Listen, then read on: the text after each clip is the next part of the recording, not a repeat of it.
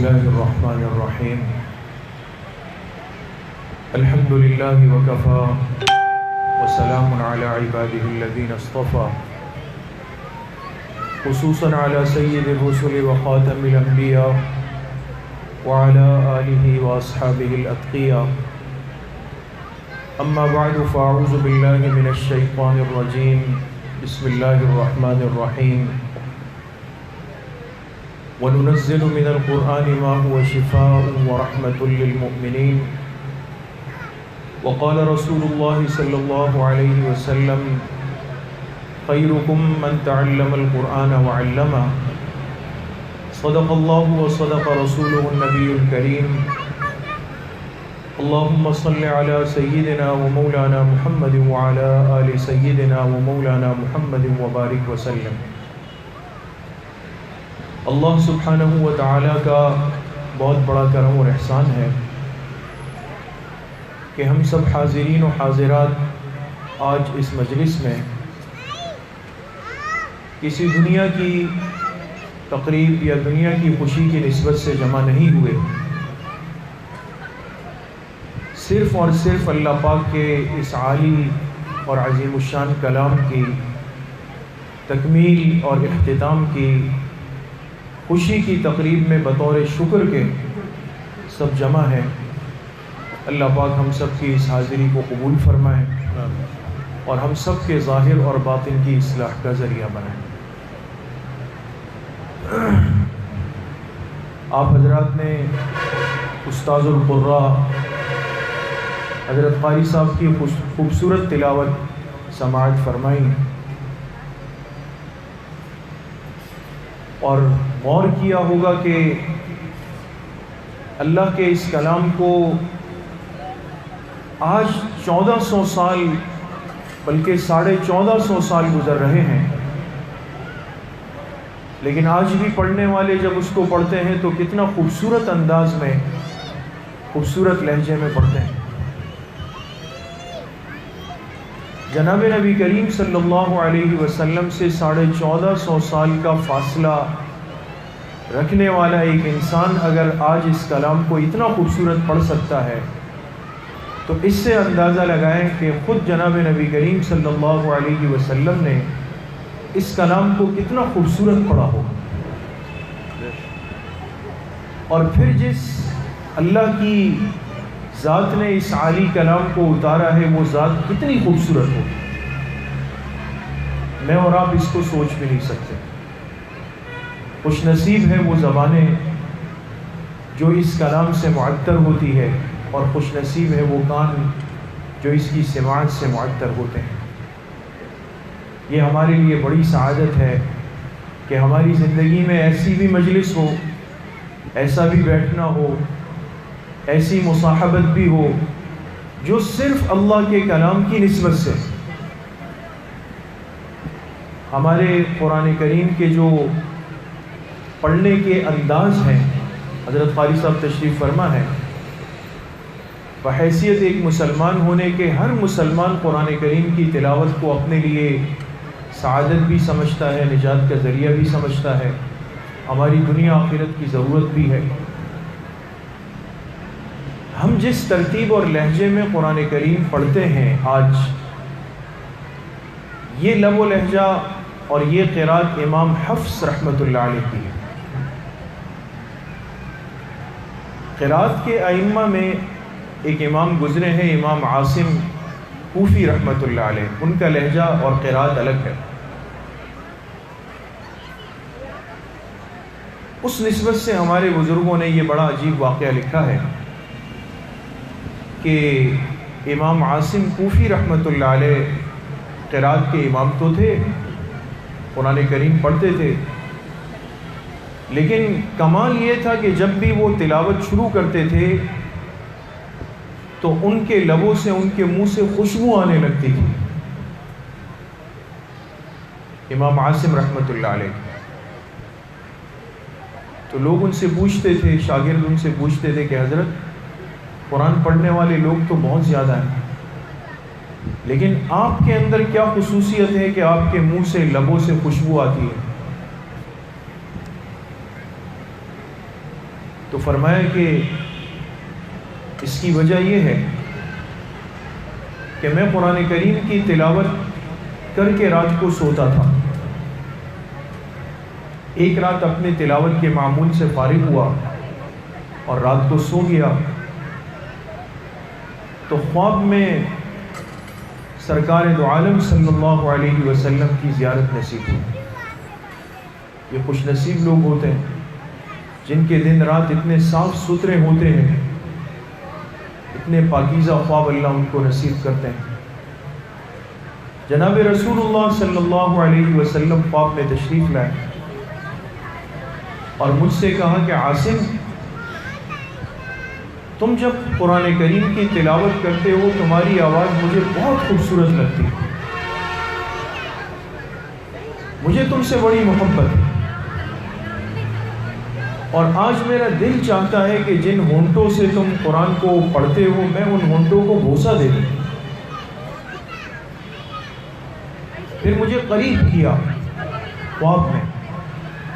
اور اولین اور آخرین کے سردار محبوب کائنات جناب رسول اللہ صلی اللہ علیہ وسلم نے اپنے مبارک ہونٹوں سے میرے ہونٹوں پر بوسہ دیا. امام عاصم رحمۃ اللہ علیہ فرماتے ہیں اس دن جب میں اٹھا خواب سے, نیند سے بیدار ہوا, وہ دن ہے اور آج کا دن ہے کہ میرے منہ سے میرے ہونٹوں سے خوشبو آتی. کیوں نہیں آئے گی دوستو؟ جہاں محبوب کائنات کے مبارک ہونٹ لگے ہوں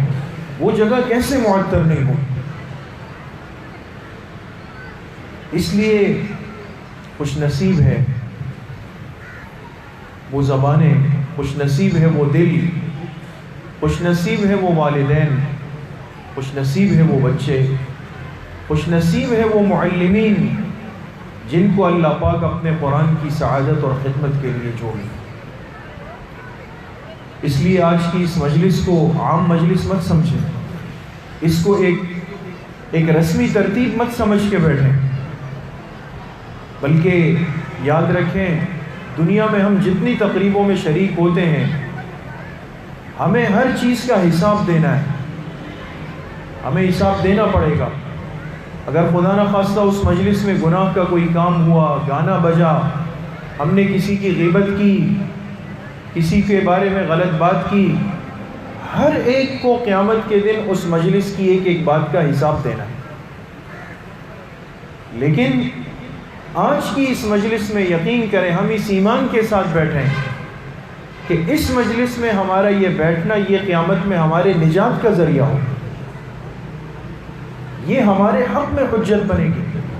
کیوں؟ اس لیے کہ آنے والے تمام حضرات, یہ علماء, یہ قراء, یہ آپ معزز حضرات, ہم صرف اور صرف اس بچے کی خوشی میں کس نسبت سے آئے کہ اس نے اللہ کے اس عالی اور عظیم کلام کی تکمیل کی. اور یہ قرآن کریم قیامت کے دن اس بات کی گواہی دے گا کہ بہت ساری خوشیاں دنیا میں ہوتی ہے, لوگ اس میں شامل ہوتے ہیں, شریک ہوتے ہیں, لیکن ایک ایسی مجلس بھی دنیا میں لگی تھی کہ جس میں صرف میری تکمیل کی خوشی میں یہ فلاں آیا, فلاں آیا, فلاں آیا, اس بچے کو مبارکباد دی, اس کی خوشی کے اندر شامل ہوا. اے اللہ میں اس کے حق میں گواہی دوں. اس لیے میرے عزیزوں, دوستوں, بھائیوں اور بزرگوں, اس نسبت پر ہم جتنا اللہ پاک کا شکر ادا کریں وہ کم ہے. اور یاد رکھیں کہ نسبت وہ عظیم نعمت ہے کہ اگر کسی مسلمان کو اس دنیا میں خیر کی نسبت حاصل ہو جائے, بھلائی کی نسبت حاصل ہو جائے, نیکی کی نسبت حاصل ہو جائے, وہ چمک جاتا ہے. دوست آپ دیکھیں ایک عام کاغذ ہوتا ہے, عام کاغذ, یہ ٹیشو پیپر ابھی پڑے ہوئے ہیں, کھانے کے بعد یہ ٹیشو پیپر آپ کیا کریں گے؟ اس سے ہم اپنے ہاتھ صاف کر کے اس کو پھینک دیں گے. نزلہ زکام کسی کو لگا ہوا ہے وہ اس سے ناک صاف کرے گا, اس کو پھینک دے گا. ایک اخبار ہوتا ہے, ہم اس کو روز پیسے دے کے خریدتے ہیں, لیکن پڑھ لیا مہینے کے بعد کیا کرتے ہیں, وہ ردی کی ٹوکری میں چلا جاتا ہے, ختم, اس کی حیثیت نہیں. ایک کاغذ ہے, لیکن یہی کاغذ ہے، یہ پریس میں جاتا ہے اور اس پر قرآن کریم کی چھپائی ہوتی ہے، قرآن چھپ جاتا ہے، پھر اس کاغذ کے اوپر ایک گتا آتا ہے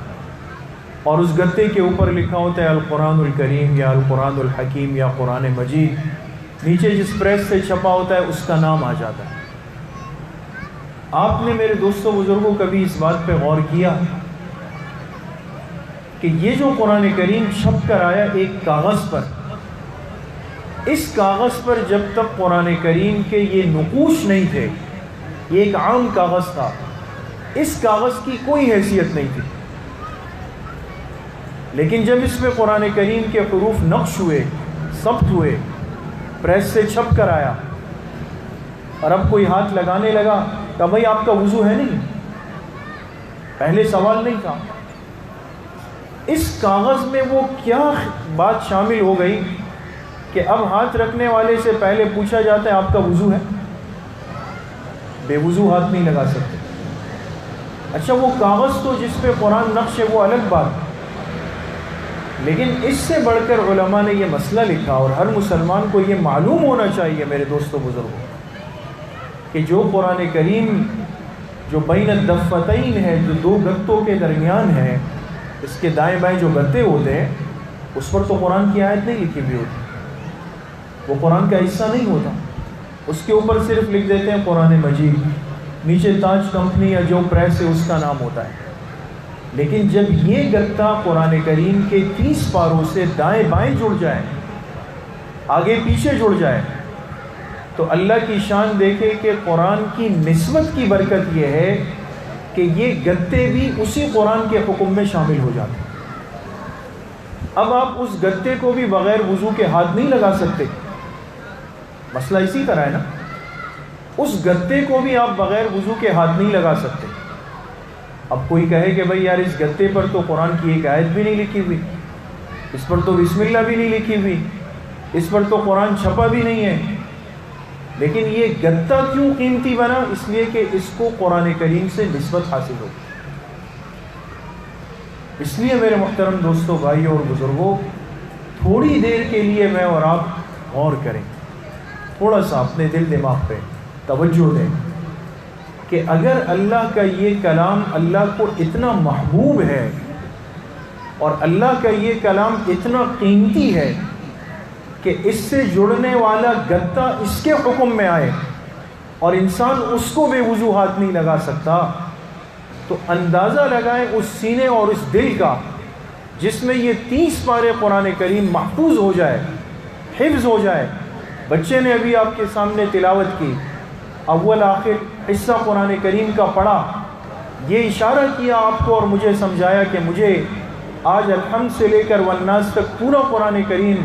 قاری صاحب کی محنت، والدین کی محنت سے یاد ہو گیا ہے۔ تو اگر ایک گتا قرآن کی نسبت سے اللہ کو محبوب ہو جائے تو قرآن کو حفظ کرنے والا یہ بچہ اللہ کو کتنا محبوب ہو،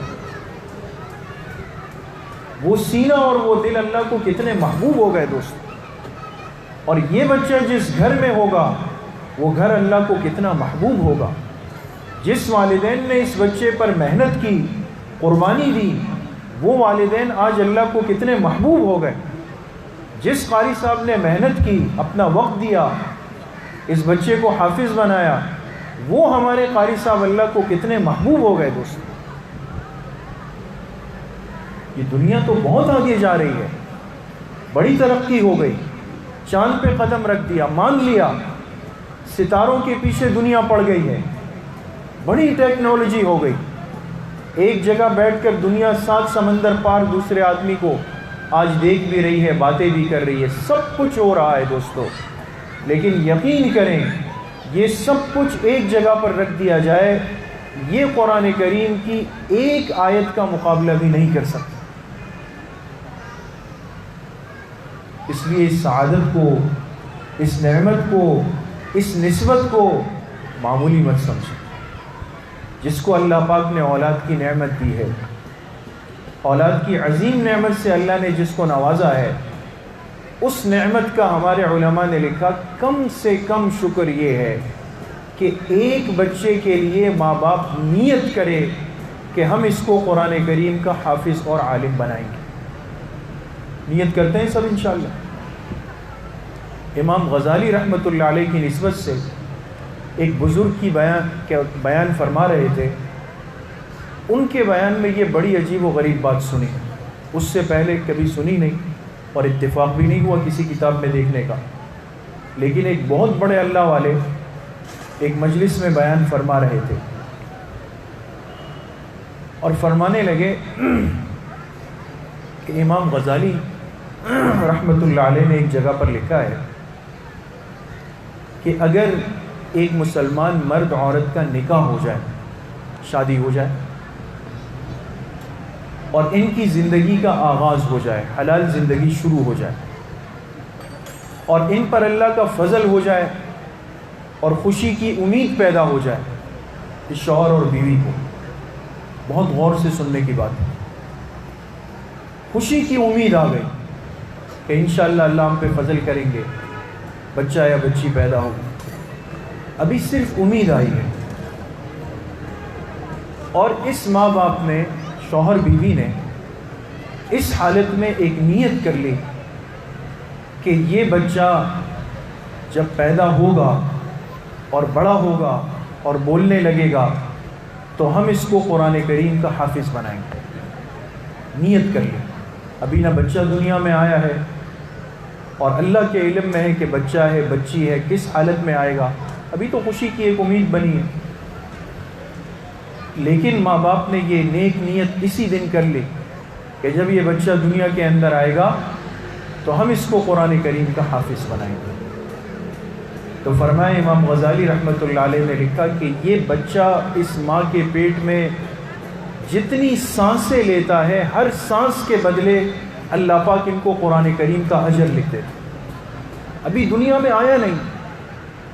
ہر سانس کے بدلے اللہ وہ اجر ان کے نامہ اعمال میں لکھنا شروع فرما دیتے. اس نسبت کو آج ہم نے، اس کی برکت کو، اس کی طاقت کو، اس کی اہمیت کو سمجھا نہیں. مادیت والی زندگی میں اتنا لگ گئے، دنیا کی چیزوں کو، دنیا کی خوبصورتیوں کو، ان ساری چیزوں میں لگ کر ہم بھول گئے، غافل ہو گئے کہ ہمارے پاس اللہ پاک کی اتنی عظیم نعمت موجود ہے. تو بہرحال آج ہم اس عظیم نسبت سے سب یہاں پر جمع ہوئے ہیں اور اس بچے نے قرآن کریم کا حفظ کیا ہے. اور جیسے ہمارے محترم حضرت مولانا صاحب فرما رہے تھے، بڑی خوبصورت بات کی کہ ہم میں سے کسی کو آج اس بات کا یقین نہیں ہے، کوئی یہ دعویٰ نہیں کر سکتا کہ مرنے کے بعد آگے اللہ پاک کیا معاملہ فرمائیں گے. ہم سب فضل کی امید پر دنیا سے جا رہے ہیں، لیکن ایک واقعی ایسی اتھارٹی اور یقینی بات موجود ہے کہ اگر یہ حافظ قرآن قیامت کے دن ہے، اس کے پاس 10 ایسے آدمیوں کے لیے شفاعت کا اختیار ہوگا جن کے لیے جہنم کا فیصلہ ہو چکا ہو. اب اندازہ لگائیں، اب ایک بچہ ہے، ماں باپ کی کیا شان ہوگی دوستو. اس لیے ہمارے بزرگوں نے لکھا کہ اگر کسی کی اولاد حافظ نہ بن سکے، موقع نہیں ملا، اللہ کی تقسیم ہے، نہیں بن سکا، لیکن اس نے کسی بچے کے حفظ قرآن میں حصہ ڈال دیا. حصہ ڈالنے کا کیا مطلب ہے؟ مثال کے طور پہ ایک بچہ ہے، بیچارہ کمزور ہے، اس نے جا کے اس بچے کا خیال رکھ لیا، اس کی خدمت کر لی، اس کا لباس بنا لیا، اس کو خرچہ دے دیا. یہ سو اس سے بڑھ کر علماء نے کیا لکھا کہ ایک ماں باپ کے والد اولاد حافظ نہیں بن سکی، نہ یہ کسی کے حفظ میں حصہ ڈال سکا، خود غریب تھا، لیکن اس نے کسی حافظ قرآن بچے کو دیکھا اور اس کو دیکھ کر خوشی کا اظہار کیا. جیسے آج یہ بچہ ہے، ہم خوش ہو گئے سب اور کہا ماشاءاللہ کیا نصیب ہے اس بچے کے کہ یہ حافظ بن گیا. پر میں جو کسی حافظ بچے کو دیکھ کر اس کے حفظ پر خوشی کا اظہار کرے گا تو اللہ پاک اس بچے کو قیامت کے دن یہ موقع دیں گے کہ یہ اس کے حق میں بھی شفاعت کر سکے. اب اندازہ لگائیں اللہ نے کتنی بڑی نسبت والی، عظمت والی کتاب دی ہے. بہرحال میں اپنی طرف سے اپنے اساتذہ اکرام علماء کی طرف سے بچے کو، بچے کے والدین کو، خاص طور پہ ان کے قاری صاحب کو، آنے والے اپنے معزز علماء اکرام بالخصوص استاذ القراء حضرت اقدس قاری محمد کلیم صاحب دامت برکاتہم، ان سب کی طرف سے بچے اور والدین کو دل کی گہرائیوں سے مبارکباد پیش کرتا ہوں، اور یہ درخواست بھی کرتا ہوں کہ حفظ کے بعد ذمہ داری اور بڑھ گئی، ختم نہیں ہو گئی۔ بعض دفعہ کیا ہوتا ہے کہ بھئی حفظ ہو گیا، چلو بھئی چھٹی ہو گئی، نہیں، اب اس بچے کی حفاظت کرنی ہے، اس کا قرآن محفوظ رہے، اس کی گردان محفوظ رہے، اور اب آگے اس کو قرآن کے علم کی طرف لائیں، اس کو عالم بنانے کی نیت کریں۔ اللہ پاک مجھے بھی آپ سب کو صحیح عمل کی توفیق نصیب فرمائیں۔ وآخر دعوانا ان الحمد للہ رب العالمین۔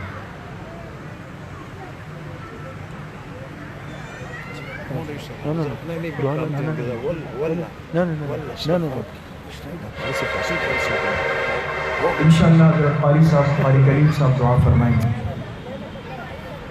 الحمد لله رب العالمين والعاقبة للمتقين والصلاة والسلام على رسول خير خلقه محمد وآله وصحبه أجمعين۔ ربنا آتنا في الدنيا حسنة وفي الآخرة حسنة وقنا عذاب النار۔ ربنا لا تؤاخذنا إن نسينا أو أخطأنا، ربنا ولا تحمل علينا إصرا كما حملته على الذين من قبلنا، ربنا ولا تحملنا ما لا طاقة لنا به، واعف عنا واغفر لنا وارحمنا أنت مولانا فانصرنا على القوم الكافرين۔ اللهم آنس وحشتنا في قبورنا، اللهم ارحمنا بالقرآن العظيم